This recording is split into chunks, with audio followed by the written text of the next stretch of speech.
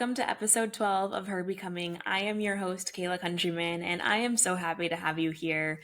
Today, we are diving into rebuilding trust after a life-changing event and connecting to your intuition. This is something that is extremely personal to me. If you are new here today, welcome. I called off my wedding a few months ago and have been going through an immense season of heartbreak and rediscovery and finding my new identity and evolving into this new woman that I am today and that I'm so proud of. And I'm really using this space to share with you all of the things that have supported me over the last few months and resources that you can also utilize to step into your next chapter. So, in this episode, we are diving into how to rebuild trust with yourself after everything that you thought you knew gets shaken.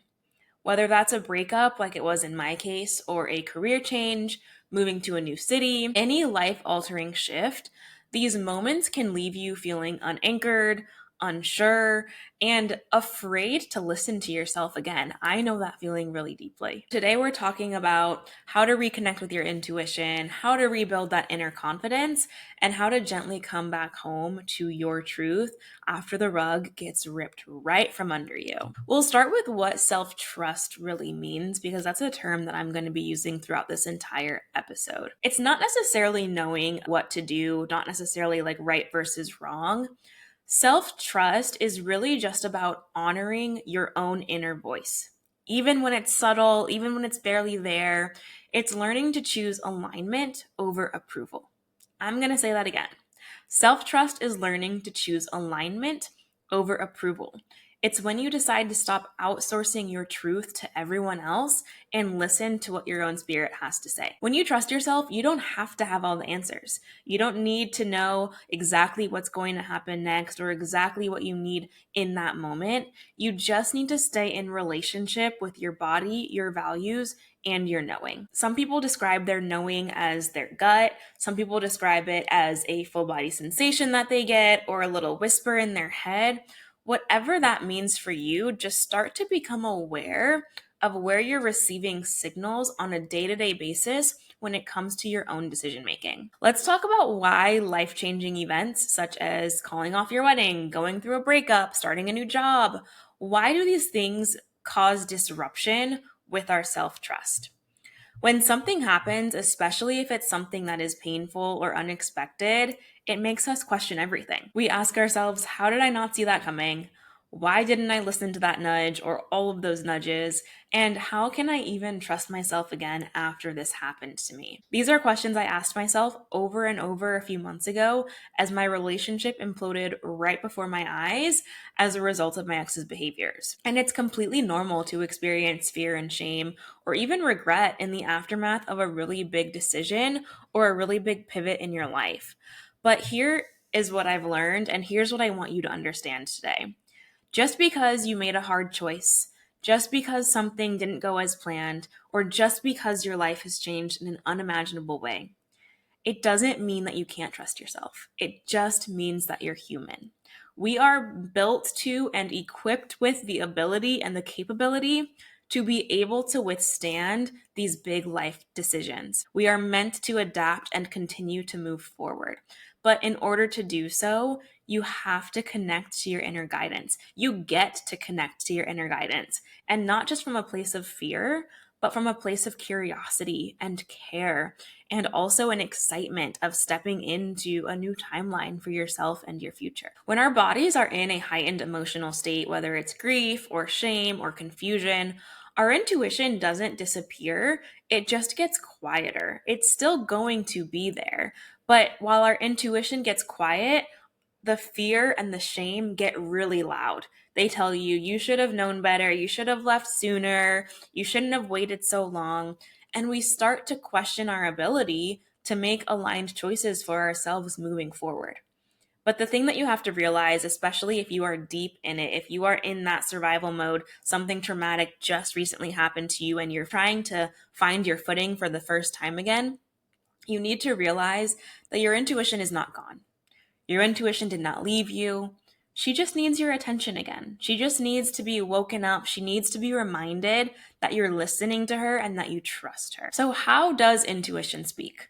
Like I said earlier, some people hear it as a whisper, some people get a full body sensation, or maybe just that gut feeling. It completely depends and it's completely unique to everyone.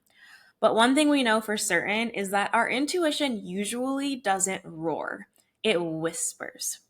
I talked about in episode 9 that if you ignore the whispers, like I did, you will get the roar. But learning to trust your intuition and recognize when your intuition is speaking is really listening for those whispers, not those huge catastrophic events. That whisper can be a multitude of different things. The first one may be somatic, so physical. You might get a tightness in your chest. You might get a feeling of butterflies in your stomach. Maybe you get some tension in your third eye chakra or your throat chakra that's signaling to you something is up. In my last relationship, I would literally get this deep pain in my chest. Like I can even feel it when I think about it. That would come up when we were having arguments or when he crossed a boundary, when he disregarded my needs that I had vocalized over and over and over. I would get this deep pain in my chest that was quite literally signaling to me, go, leave, get out. That's what the signal was. That was the whisper in a somatic sign. But what was I doing to that whisper? Suppressing her. It's fine. Let me take a few deep breaths. Let me cry it out. I'll reset again tomorrow. That was a whisper straight from my intuition, and I knew it was, but I was trying to turn her off. The whispers can also be flickers of, I don't know why, but this doesn't feel right. Have you ever been somewhere, whether it's a restaurant or a concert or maybe someone else's home, and you just have that feeling of like, something is off here. The energy is off, the vibes are off, something is weird, I don't belong here. That is your intuition whispering to you, and you should trust her and listen to her in that. It can also be a random image, an idea, or just a knowing that surfaces over and over again. Something interesting that happens with me that I've just recently accepted as my intuition is I have this, we'll call it an ability to see myself in the future saying something about my past. So, for example, when I was ready to quit my old corporate job, I saw myself in the future telling people I used to work there. Same thing happened with this relationship. Towards the end, when things were getting really rocky, I kept seeing myself telling people that's my ex or I used to date him. And I would just suppress it because I'm like, no, I'm marrying this man. What are you talking about?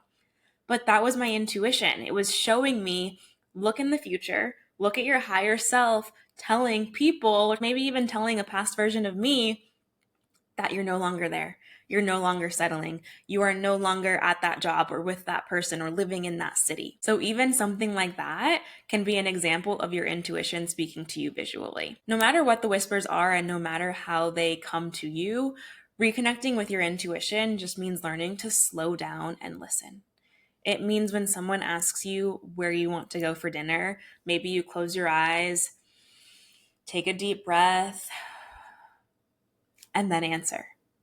And maybe practicing doing that so that when the outside world is loud, you're able to tune in, quiet down, and understand what your body's communicating to you. If you're in the thick of rebuilding, maybe you just got out of a relationship like I did, or you just started a new job, you're starting over in a new city, start small. Self-trust and learning to connect with your intuition is not a one-time decision. It is something that takes a daily practice.